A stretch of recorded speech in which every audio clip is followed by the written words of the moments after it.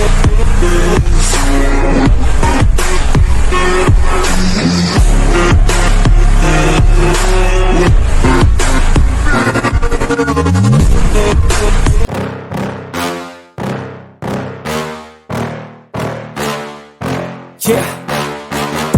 Please tell me that I can't, that I won't, that I fail, that I'll never make it out, yeah.